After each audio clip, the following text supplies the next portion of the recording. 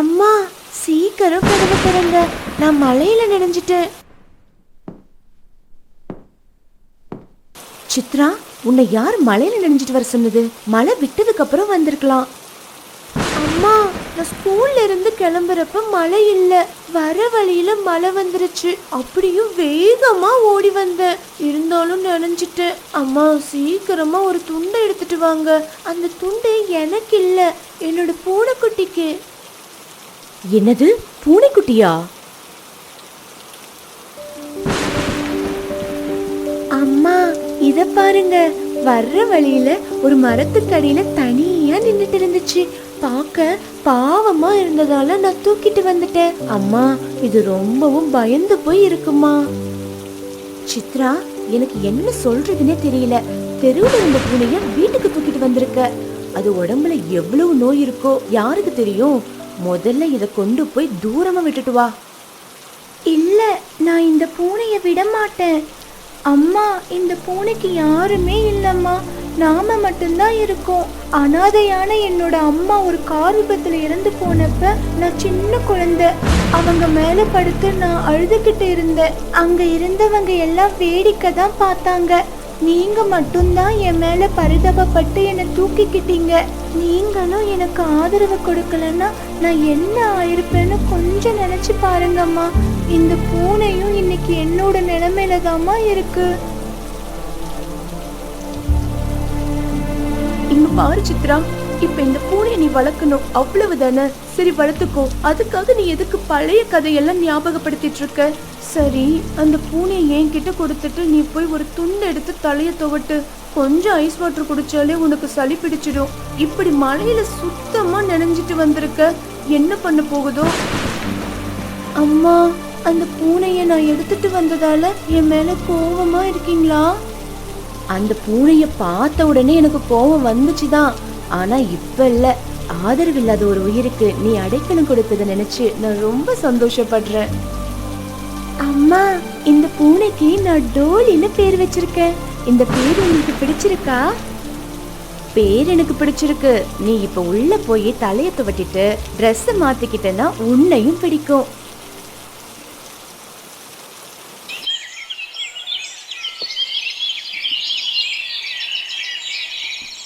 சித்ரா,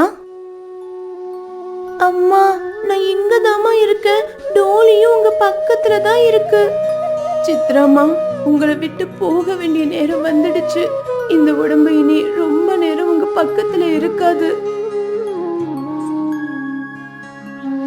மாலா, இப்படி எல்லாம் பேசாத. நாளைக்கு காலையில சிட்டில இருக்கிற ஒரு பெரிய டாக்டர் கிட்ட உன்னை கூட்டிட்டு போய் உன்னை நான் சரி பண்ணிடுவேன். இப்படி எல்லாம் பேசி நீங்க உங்க மனசுக்கு ஆறுதல் சொல்லிக்கலாம். ஆனா உண்மையிலேயே என்ன நடக்க போகுதுன்னு எனக்கு தெரியும். நான் சாக போற நேரம் எனக்கு ரொம்ப பக்கத்துல வந்துருச்சு. இங்க பாருங்க, நீங்க எனக்காக ஒண்ணு செய்யணும். மாலா, நீ என்ன சொல்ற? என்னங்க, சித்ரா ஒரு அப்பாவி. அவளை கடைசி வரைக்கும் நீங்க தான் பத்திரமா பாத்துக்கணும். அந்த டோலி மேல சித்ரா உயிரையே வச்சிருக்கா. அந்த டோலிய சாதாரண பூனைன்னு நினைச்சிடாதீங்க. அது நம்ம சித்ராவுக்கு ரொம்ப பாதுகாப்பா இருக்கு. இவங்க 2 பேரையும் நீங்க எப்பவும் பிரியவே கூடாது. நீங்க தான் இவங்கள பத்திரமா பாத்துக்கணும். அம்மா, இப்படி எல்லாம் பேசாதீங்கம்மா, எனக்கு அழுகையா வருது.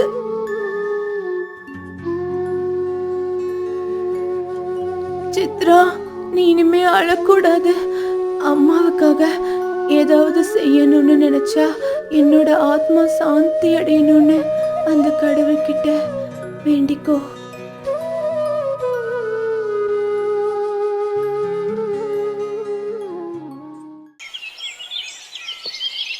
சித்ரா, இங்க வாமா.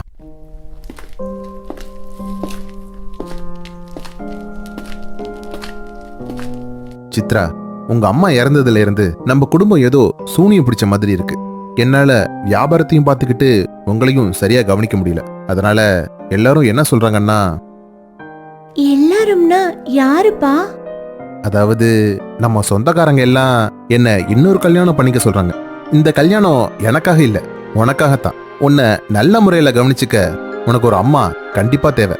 வரப்போற அம்மா உங்களையும் வீட்டையும் கவனிச்சுக்கிட்டாதான் என்னால நிம்மதியா வியாபாரத்தை கவனிக்க முடியும். அப்பா, நீங்க எது சொன்னாலும் அது சரியாதான் இருக்கும். அப்புறம் ஒரு சின்ன சந்தேகம், புதுசா வரப்போற அம்மா எங்க மேல பாசமா இருப்பாங்களா? எங்க கிட்ட அன்பா நடந்துப்பாங்களா? கண்டிப்பா இருப்பாங்கம்மா. நான் ரொம்ப தேடி பார்த்து தான் இந்த பொண்ணை கண்டுபிடிச்சேன். பக்கத்து கிராமத்துல உள்ள மாலினி மட்டும்தான் என்னுடைய எல்லா எதிர்பார்ப்புகளையும் பூர்த்தி செய்யற மாதிரி இருந்தா. மாலினி ஒன்னும் பெரிய பணக்கார பொண்ணெல்லாம் கிடையாது. ஆனா உங்க மேல கண்டிப்பா அன்பா இருப்பாங்கன்னு எனக்கு நம்பிக்கை இருக்குமா.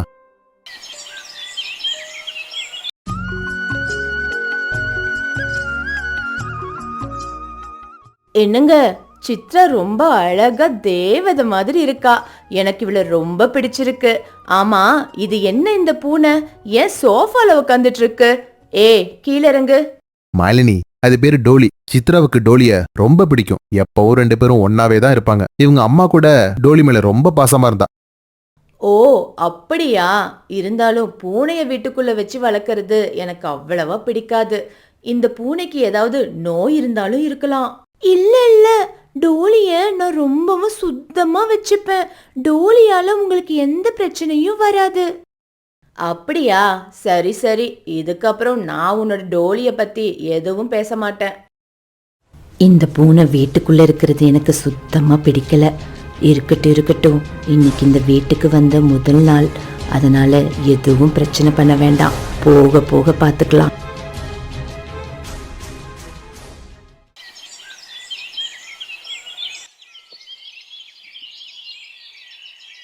அம்மா, எனக்கு சீக்கிரம் சாப்பாடு கொடுங்க, ஸ்கூலுக்கு லேட் ஆகுது.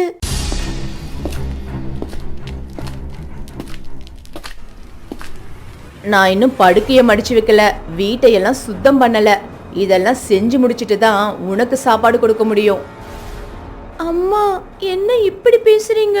எனக்கு ஏற்கனவே ஸ்கூலுக்கு லேட் ஆயிடுச்சு. அவ்வளவு அவசரமா சாப்பாடு வேணும்னா படுக்கைய மடிச்சு வையே, வீட்டையெல்லாம் சுத்தம் பண்ணு. ஏன் ஒரு நாள் ஸ்கூலுக்கு லேட்டா போனா என்ன தப்பு?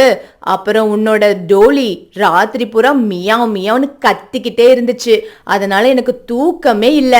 என்னோட தூக்கத்தை கெடுத்த இந்த பூனைக்கு இன்னைக்கு ஒரு சொட்டு கூட பால் கொடுக்க மாட்டேன். அம்மா, அதுக்கு நேத்து ராத்திரியே நீங்க பால் கொடுக்கல. பசியாலதான் அது ராத்திரி பூரா கத்திக்கிட்டே இருந்துச்சு. இப்பவாது பூனைக்கு கொஞ்சம் பால் கொடுங்க. பூனைக்கு பால் வாங்குற செலவே நம்ம வீட்ல எங்கேயோ போகுது. இதுக்கு செலவு பண்ற அளவுக்கு நம்ம வீட்ல பணம் இல்ல. இந்த பூனைய தூக்கி வெளியே விட்டுட்டு வா. அது ஏதாவது எலிய பிடிச்சு சாப்பிட்டு தன்னோட உயிரை காப்பாத்திக்கும். அம்மா, அப்படி சொல்லாதீங்க. நீங்க சொன்ன எல்லா வேலையும் நான் செய்யறேன். தயவு செஞ்சு டோலிக்கு கொஞ்சம் பால் கொடுங்களேன். அதை வீட்டை விட்டு வெளியில தள்ளிடாதீங்க. அப்படின்னா நீ போய் சீக்கிரமா வீட்டையெல்லாம் சுத்தம் பண்ணிட்டு படுக்கைய மடிச்சு வை. இன்னைக்கு ஸ்கூலுக்கு போறத மறந்துடு. ஆனா ஒரு விஷயம் ஞாபகம் வச்சுக்கோ, உங்க அப்பா வந்ததுக்கு அப்புறம் என்ன பத்தி ஏதாவது கம்ப்ளைண்ட் பண்ணலான்னு நினைச்ச, உன்னோட டோலிய ஒரு சாக்கு பையில போட்டு கட்டி ஆத்துல தூக்கி போட்டுருவேன்.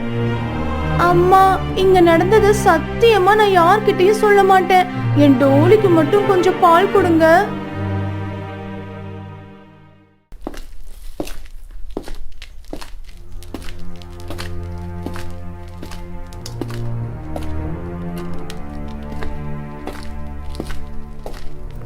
மாலினி, என்ன ஆச்சு? ஏன் அழுகுற? இந்த வீட்ல நான் நல்லது சொன்னா அதை கேக்குறதுக்கு யாரும் இல்ல. சுருக்கமா சொன்னா எனக்கு இந்த வீட்ல எந்த மதிப்பும் இல்ல. மாலினி, நீ என்ன சொல்ற? உன் பேச்ச யாரும் மதிக்கல. உங்க பொண்ணு சித்ரா தான். இன்னைக்கு ஸ்கூலுக்கு போகாம அவ அந்த பூனை கூடவே விளையாடிட்டு இருக்கா. சரி, ஸ்கூலுக்கு தான் போகல, வீட்லயாவது புக்கை எடுத்து வச்சு படிமான்னு சொன்ன. அதுக்கு அவ என்ன சொன்னா தெரியுமா? எங்க அப்பா வந்த உடனே சொல்லி உன்னை வீட்டை விட்டு விரட்டிடுவேன்னு என்னையே மிரட்டுறா. சித்ராவா இப்படி பேசுனா? என்னால நம்பவே முடியல. சித்ரா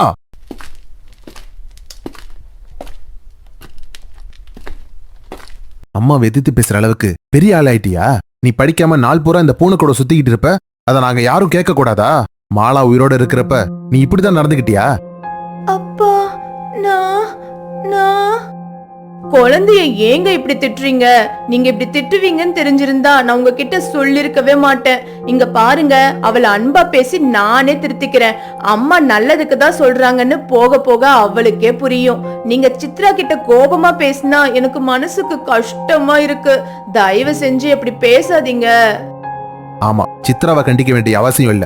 இன்னையில இருந்து இந்த பூனை வெளியில இருக்கட்டும், இல்லாட்டி பால்கனில இருக்கட்டும், வீட்டுக்குள்ள வரக்கூடாது. சித்ரா அப்படி கெட்டு போறதுக்கு காரணமே இந்த பூனை தான். அப்பா, டோலிய வெளியில அனுப்பிடாதீங்க. நீங்க என்ன சொன்னாலும் நான் கேக்குறேன். சித்ரா, நீ வாய மூடு. நான் சொன்னதுதான்.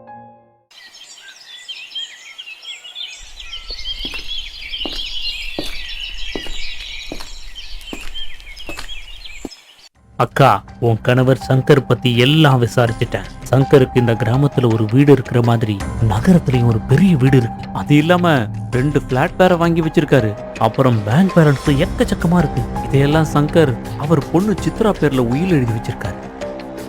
இப்படி நடக்கும்னு நான் அப்பவே சந்தேகப்பட்டேன். நான் வயசு வித்தியாசம் பார்க்காம சங்கரை கல்யாணம் பண்ணதே இந்த சொத்துக்காக தான். டேய் ராமு, இந்த சொத்து எல்லாம் எனக்கு தான் வரணும். சித்ரா உயிரோட இருக்கிற வரைக்கும் நீ நினைச்சது எதுவும் நடக்காது. அது எனக்கும் தெரியும். ஆனா அந்த பூனை எப்பவுமே அவ கூட தான் இருக்கு. அது அவளை பாதுகாக்குது. நேத்து ஏதோ ஒரு வேலையா சித்ரா ரூமுக்கு போனப்ப அந்த பூனை ரொம்ப கோபமா என்ன பார்த்துச்சு. இன்னும் கொஞ்ச நேரம் நான் அங்க நின்னு இருந்தா என் மேல பாஞ்சு என்ன கடிச்சிருக்கும். எனக்கு என்னவோ அந்த பூனையை பார்த்தா சாதாரண பூனை மாதிரி தெரியல. அக்கா, நீ சொல்றத வச்சு பார்த்தா சித்ராவுக்கு பாதுகாப்பு கொடுக்கிற அந்த பூனைய சாகடிச்சாதான் சித்ரா பக்கத்துல நம்ம போக முடியும். ஆமா ஆமா, நீ சொல்றது உண்மைதான். அதுக்கு நான் என்ன செய்யணும்னு சொல்லு. பூனைக்கு மீனுன்னா ரொம்ப பிடிக்கும். கடையில விற்கிற எலி மருந்தை வாங்கிட்டு வந்து மீன் மேல தடவி அந்த பூனைக்கு சாப்பிட கொடு. அக்கா, அப்புறம் ஒரு முக்கியமான விஷயம், இந்த மீனை நீ கொடுக்காத. ஒருவேளை அந்த பூனை சந்தேகப்பட்டு சாப்பிடாம போனாலும் போலாம். அதனால அந்த சித்ரா கிட்ட கொடுக்க சொல்லு. அம்மா, நான் ஸ்கூலுக்கு கிளம்புறேன். சித்ரா, இந்த மீனை உன்னோட டோலிக்கு கொடுத்துட்டு போ. நேத்து சமைச்சதுல இந்த ஒரு பீஸ் மிச்சமாயிடுச்சு. அப்படியாம்மா? ரொம்ப தேங்க்ஸ். டோலி, இங்க பாரு, அம்மா உனக்கு மீன் கொடுத்திருக்காங்க. டோலி, இப்ப இந்த மீனை சாப்பிட போறியா இல்லையா? எனக்கு வேற ஸ்கூலுக்கு டைம் ஆகுது.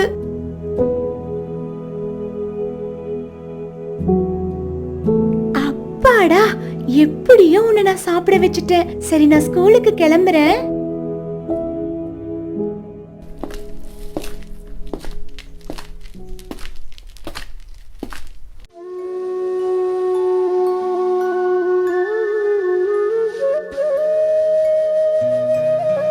By bye Dolly. எப்படியோ ரொம்ப கஷ்டப்பட்டு உன்னோட கதையை முடிச்சிட்டேன். இதுக்கப்புறம் எனக்கு உன்னுடைய தொல்லையே இருக்காது.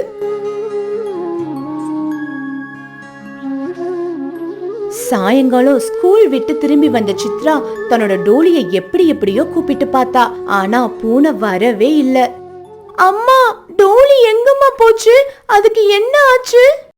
சித்ரா, நானும் உன்ன மாதிரி தான் டோலிய தேடிக்கிட்டே இருக்கேன். அது எங்க போச்சுன்னே தெரியல.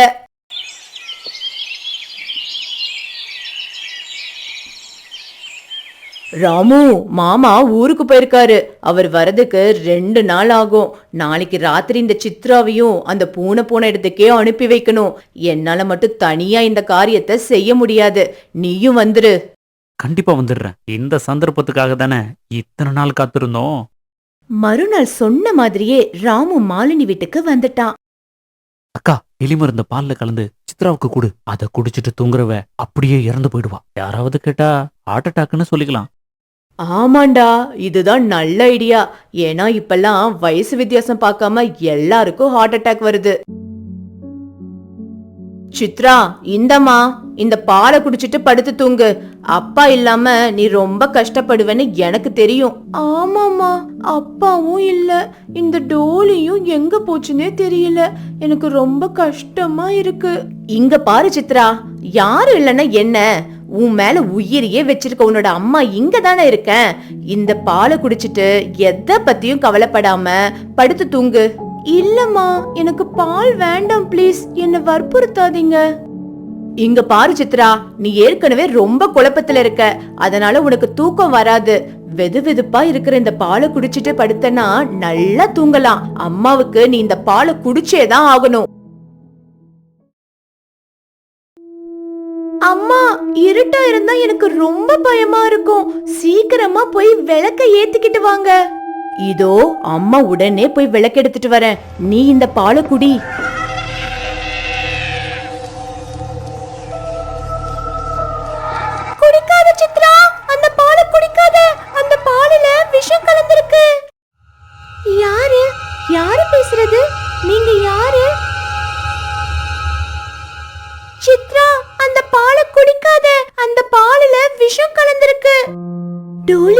என்ன சொல்ற? உன்னால எப்படி பேச முடியுது? ஏன் அங்கேயே நிக்கிற? வீட்டுக்குள்ள வா. சித்ரா, உங்க அம்மா என்ன விஷம் வச்சு கொன்னுட்டாங்க. நான் இப்ப உன்னை காப்பாத்த ஆன்மாவா வந்திருக்கேன். உங்க அப்பாவோட சொத்துக்காக இப்ப உன்னையும் கொல்ல பாக்குறாங்க. விஷம் கலந்த அந்த பாலை குடிக்காத, அது தூக்கி எரிஞ்சிடு.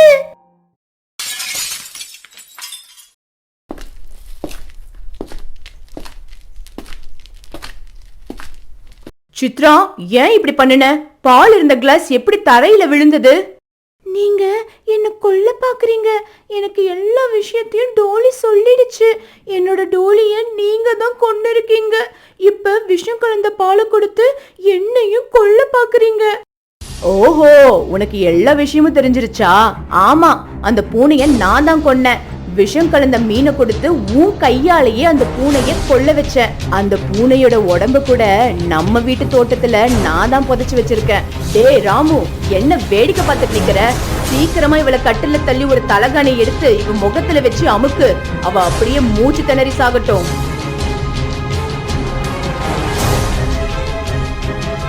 வேணா, என்ன ஒண்ணு பண்ணிடாதீங்க. அப்பா, என்ன காப்பாத்துங்க. அக்கா, யாரோ உருமுற மாதிரி சத்தம் கேக்குது. ஏதோ மிருகம் நம்ம வீட்டுக்குள்ள வந்திருக்குன்னு நினைக்கிறேன். அக்கா, என்ன காப்பாத்து. யாரோ என் மேல விழுந்து என்ன காயப்படுத்துறாங்க. என்னோட முகத்துல ரத்தம் வருது. ஆனா என் கண்ணுக்கு எதுவுமே தெரியல. டேய் ராமு, யாரோ என்னோட காலை கடிக்கிறாங்க. ஆனா என் கண்ணுக்கு யாரையுமே தெரியல. இந்த வீட்ல பேய் இருக்குன்னு நினைக்கிறேன். பேய் பேய், யாராவது வந்து எங்களை காப்பாத்துங்க.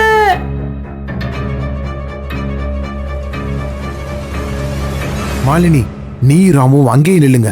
ஒரு அடி கூட நகரக்கூடாது. என்னோட வேலை இன்னைக்கு சீக்கிரமா முடிஞ்சதால உனக்கு சர்ப்ரைஸ் கொடுக்கலான்னு வீட்டுக்கு வந்தேன். அப்படி வந்தப்போ ஜன்னல் வழியா அங்க நடந்த எல்லாத்தையும் பார்த்துட்டேன். அப்படியே நேரா என்னோட நண்பன் கிட்ட போய் நடந்த விஷயத்த எல்லாத்தையும் சொன்னேன். அவர் உடனே போலீஸுக்கு தகவல் சொல்லி போலீஸையும் வரவழைச்சிட்டாரு. உன்னை பத்தின உண்மைகளை தெரிஞ்சுக்கிறதுக்கு தான் கடவுள் என்ன சரியான நேரத்துல வர வச்சிருக்காருங்க. நீங்க 2 பேரும் சேர்ந்து சொத்துக்காக ஒரு பூனைய கொன்னீங்க. இப்ப சங்கரோட மகளையும் கொல்ல தயாராயிட்டீங்க. உங்களை மாதிரி ஆளுங்க எல்லாம் இந்த கிராமத்துல இருக்கவே கூடாது. உங்க 2 பேரையும் நாங்க கைது பண்ண போறோம். கான்ஸ்டபிள்ஸ், கீழே சிந்தி இருக்கிற பால்ல இருந்து சாம்பிள் எடுத்து நம்ம லேபுக்கு அனுப்புங்க. இங்க பாருங்க, எனக்கு எதுவுமே தெரியாது. நான் எல்லாமே எங்க அக்கா சொல்லி தான் செஞ்சேன். அடப்பாவி, போலீஸ பார்த்ததும் என் மேலேயே பழிய போடுறியா? சார், உண்மையிலேயே நான் தான் அப்பாவி. இவன் தான் என் மனசுல ஏதேதோ ஆசைய உண்டாக்கி இந்த பொண்ணை கொலை பண்ற அளவுக்கு கொண்டு வந்துட்டான். 2 பேரும் வாய் முடுங்க. இன்ஸ்பெக்டர், இவங்கள முதல்ல அழைச்சிக்கிட்டு போங்க இங்க இருந்து. இவங்களோட முகத்தை என்னோட வாழ்நாள்ல நான் மறுபடியும் பார்க்கவே கூடாது.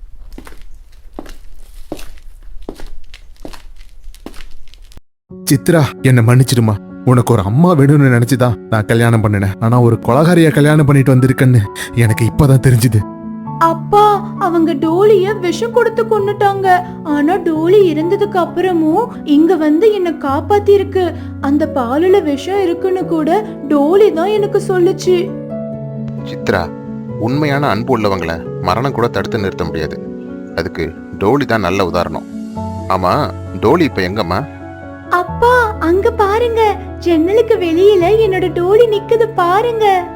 சித்ரா, நான் வந்த வேலை முடிஞ்சிடுச்சு. நான் என்னோட சமாதிக்கு போறேன். கவலைப்படாத, நான் எப்பவுமே உனக்கு பாதுகாப்பா இங்கேயே இருப்பேன். உனக்கு ஏதாவது ஆபத்துனா உடனே வருவேன். டோலி, டோலி, என்னை விட்டு போகாத. அப்பா, டோலி என்னை விட்டு போகுது. போக வேண்டாம்னு சொல்லுங்க. சித்ரா, டோலி உன்னை விட்டுட்டு எங்கேயும் போகாது. உனக்கு பாதுகாப்பா அது எப்பவும் நம்ம வீட்டில தான் இருக்கும். உங்க 2 பேரையும் யாராலையும் பிரிக்க முடியாது.